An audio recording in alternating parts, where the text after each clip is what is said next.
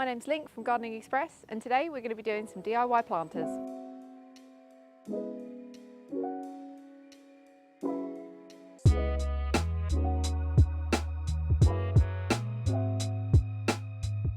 We're doing something a little bit different today. As Mother's Day is right around the corner here in the UK, I'm going to show you a quick tutorial on how to make these beautiful planters for your loved ones.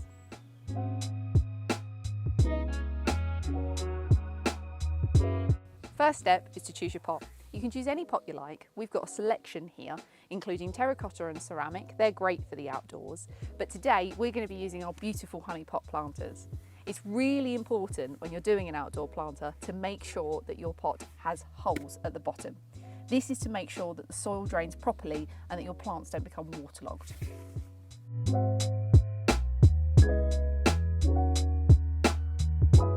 Now let's choose our plants. There's plenty of ways you can go about this, such as colour, height, seasonality, flowering period.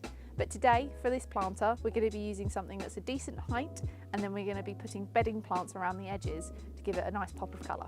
So we've got an erysimum here.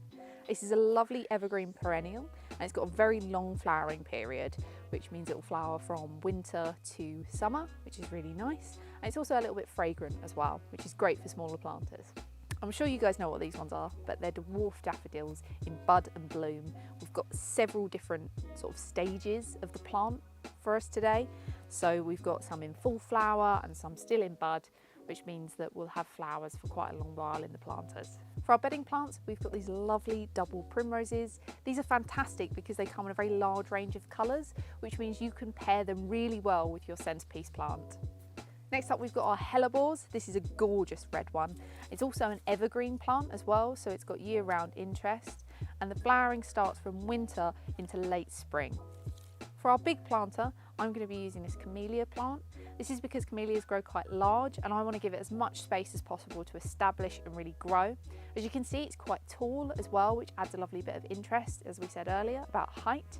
Now, there aren't any flowers on it at the moment, but you can see there's plenty of buds, so we're going to have lots of very beautiful big pink flowers very soon.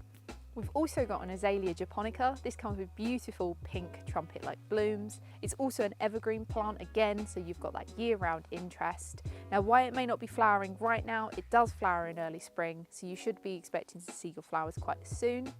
The only thing to remember about azaleas is that they need to be planted in ericaceous soil. Otherwise, they may not survive.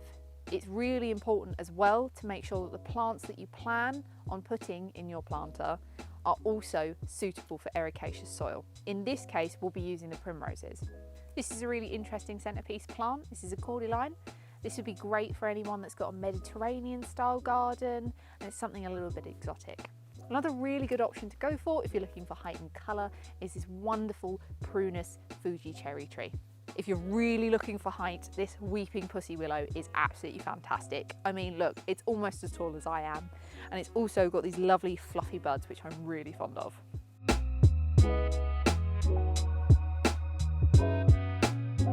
Now we've got our pot filled up almost to the brim, we're going to be popping in our centrepiece plant, which is going to be our lovely cordyline.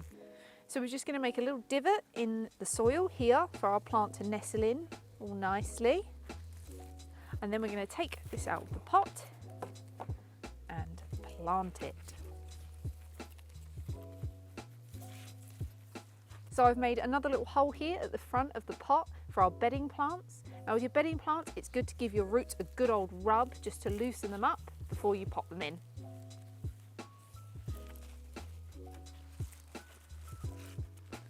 You just find a bit of soil to put in the back of this here.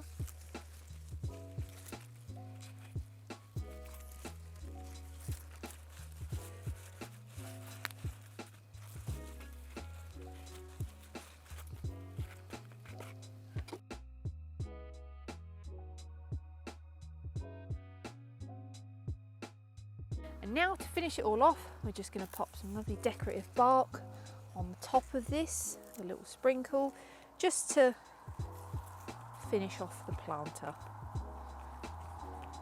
So just a nice little bit of bark to top this off.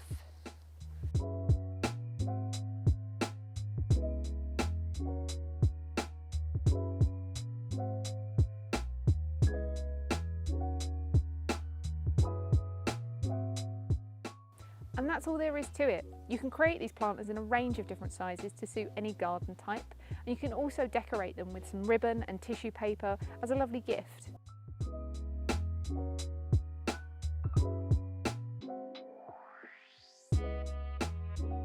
If you've liked this video, don't forget to like and subscribe and comment what you'd like to see next. Also, don't forget to check out our Knowledge Hub full of helpful tips and tricks on how to keep your garden looking great.